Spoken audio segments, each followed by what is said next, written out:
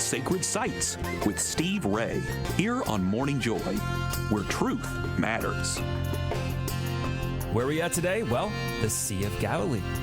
Good morning, Steve. We are at the Sea of Galilee, but I'm in a motel in Missouri because I've given parish missions down here, and I'm on the radio with you guys just enough time. When I'm done, I run to the airport to fly back home.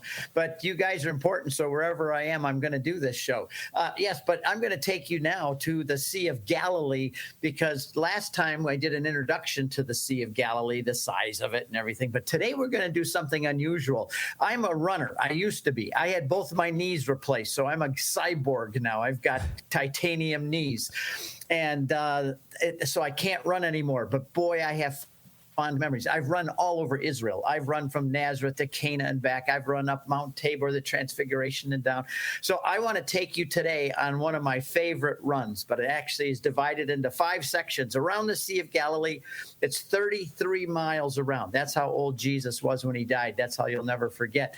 And I've done this many times, and many times also I took pilgrims with me on runs. So the people would say, hey, we're runners too. Can you take us? I'd say, grab your shoes. We'll take off early, and off we go, and we run around Jerusalem, the walls of Jerusalem, and so on. But I want to take you around the Sea of Galilee today because there's nothing in the world like getting out of the bus and away from the hotel and away from the restaurants and away from the holy sites and actually going out to see it for yourself, to smell what Jesus smelled, to hear the birds that Jesus heard, to watch the fish jumping in the sea, to see the animals along the way, full of discovery. There's nothing else like it. And so I want to take you along the way. We're going to hit Capernaum, Chorazin, Bethsaida, Kursi, Magdala, Tabgha, all these places that you've heard of in the Bible. And one time when I was running, imagine now, it's on the Sabbath, it's Saturday, and I'm in Israel, and I'm running, and I go through a wheat field, and I had to do it. I had to pick some kernels of wheat and rub them in my hands and eat them like the apostles did. And remember, I had to look around, too, to make sure there was no Pharisees around.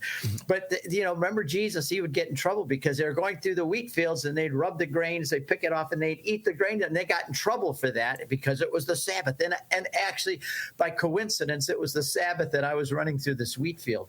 But it's around the Sea of Galilee. It was a volcanic area, so there's a lot of basalt rock.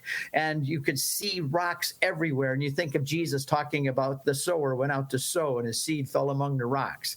And there it is. It's right in front of you. The whole Bible comes alive when you step off the main trail and go along the road. Also,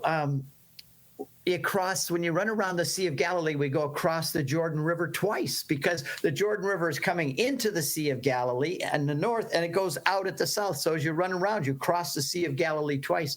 And what you notice as we're going along, I tell with my runners, look over to the left. See all those reeds?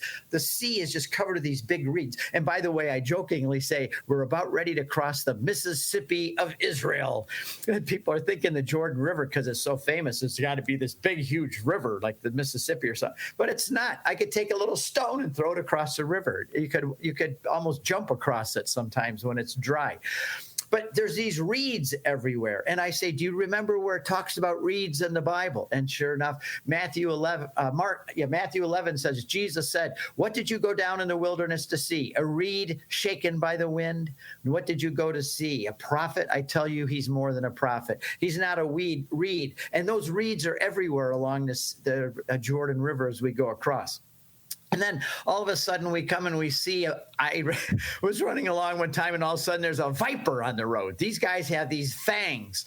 And I stayed away from him, but he was on the road, and the guys the fishermen that I know there told me that if that snake had bit you, you'd be dead in a minute. He said, those are the most poisonous snakes. And you look through the Bible, it talks about vipers. And one time I was running out there and I came around a corner and I was face to face with a hyena. And the hyena stood there looking at me, growling. And I looked at him and I said, don't even think about it. Now, rah, rah, rah, and he took off running. But you never know what you're going to find when you go out for runs like that. I've come across scorpions when I'm running out there too. So, and then you look over in the rocks, and there's these animals that look like big rabbits, or if you have woodchucks in your area, I have woodchucks in our area. They look like that, and they have 4 names. They're mentioned 4 times in the Bible, and they're in the rocks. They're very cool to see, and they look at you. They're like little tribes, and they dive into the rocks if you get too close. They're called coney dogs, Syrian rabbits, hyrax, or rock badgers, depending on what translation of the Bible you read. And the book of Proverbs says there are 4 things that are small on the earth, but exceedingly wise. The rock badgers, they are a people not strong or mighty, but they live among the rocks. And when you're running along and remember that passage, and there's a rock badger jumps out and looks at you and then dives into the rocks, it's pretty cool. I've also twice in Israel come across, and as I'm out running, wild boars. A whole herd of them. I heard through the bushes. And what the heck was that? And I went over and looked, and there's a whole herd of wild boars running through the bushes along the Jordan River. So it's when you step out and you do these things, it's just unbelievable to see them all. So also, but I always tell people, and I'm a very earthy guy. I remember, don't forget that when we're running, you always bring toilet paper because there are no restrooms along the way. And I've gotten stuck before, and I'll talk about that more next week when we're out on a boat fishing, out on the boat. I'll tell you more about that one. Also, when you go out on these running along, we come along harbors. They're not big harbors, but when I run, I like to run in the morning when it's cool. And that's when all the birds are flying. You see the birds Jesus saw, by the way. You see the cormorants flying down in to pull a bird up. And it's just white egrets. I love bird watching, by the way. So I could sit here and talk for an hour about the birds over there. But you come to these, this is how in 2 weeks next week we're going to talk about me fishing all night on the Sea of Galilee and how I met the fishermen. I met them when I was out running one morning along the Sea of Galilee. I watched those fishermen come in because I take the Gospels and I say, look, it says they do this. And it's so cool to see them coming in the morning, just like you read about in the Gospels. They come into the harbor. So I started talking to them one time, and he invited me to go fishing with him that night. So next week, we're going to talk about my whole night fishing out on the Sea of Galilee with Peter, Andrew, James, and John. Actually, their name are Shimi and Udi. But I'm just going to mention, because I only have a few minutes left, some of the sights that we see as we're running around, besides the scorpions and the vipers and the hyenas. Like we go by Tiberias. We'll start there because that's where our hotel is. We start out of Tiberias. It's the largest city on the Sea of Galilee. In fact, the sea is in the book of Luke at one place called the Sea of Tiberias. And then we come to Magdala. Guess what happened in Magdala? As we're running just north of Tiberias, we come to this. It's ruins, but you say Magdala, Magdala. What does that sound like? Well, whose last name was Magdalene? This is where Mary Magdalene lived. That's not her last name, obviously. Her name was Mary of Magdala.